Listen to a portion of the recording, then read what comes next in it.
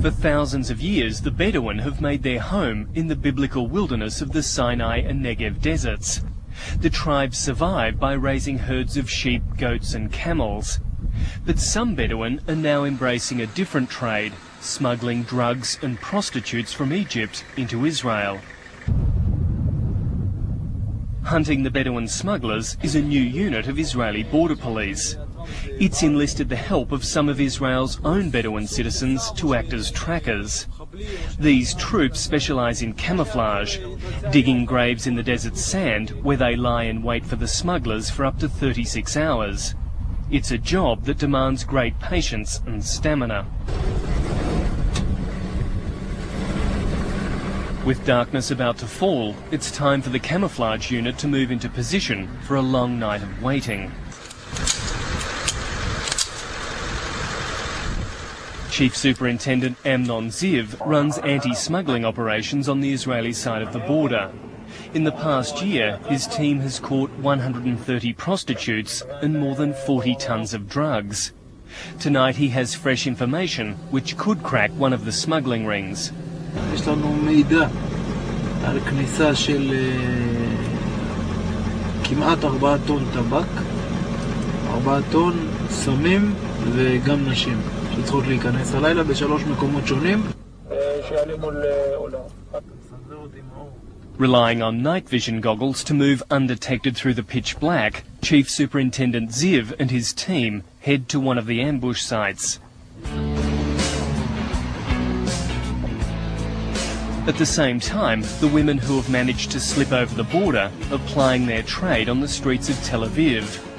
In contrast to the religious atmosphere of Jerusalem, Tel Aviv is a secular and somewhat seedy metropolis with bars, nightclubs and brothels. Nearly all of these women have been purchased over the internet by Israeli crime gangs who they suspect of having links to the Russian mafia. The going rate is between $5,000 and $10,000. I can imagine that in these centuries there is people that are slaves. They are buying them with money.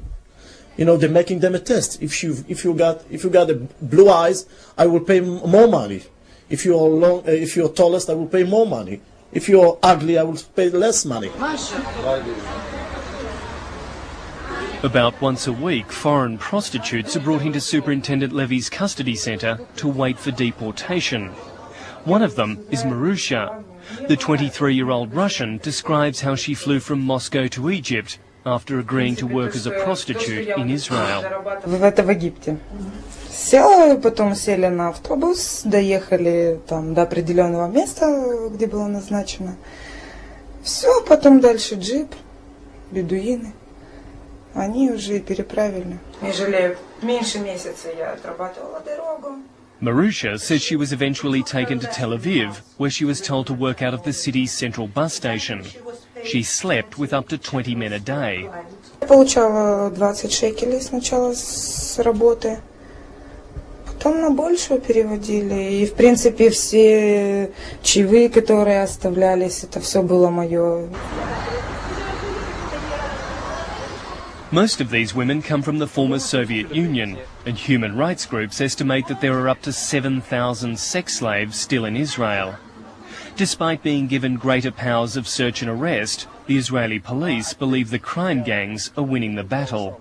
What we are doing here now in the police, we're making them that we're catching those girls and sending them back. It's hurt them, but I believe that they will never stop because it's a lot of money. It's like drugs.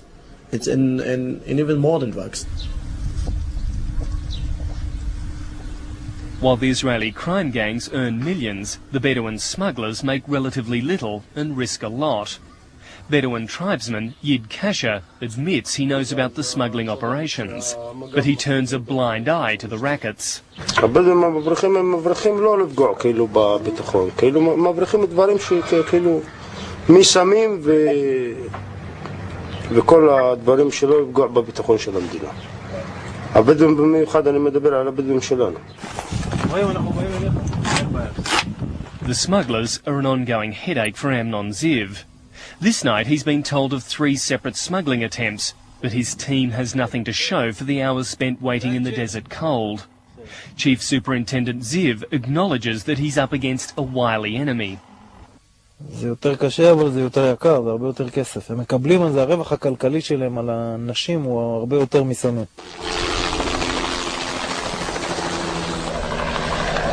Faced with Palestinian terrorism, Israel has developed some of the most sophisticated border defences in the world. But this desert wilderness is proving more difficult to police than the borders with the West Bank or Gaza Strip.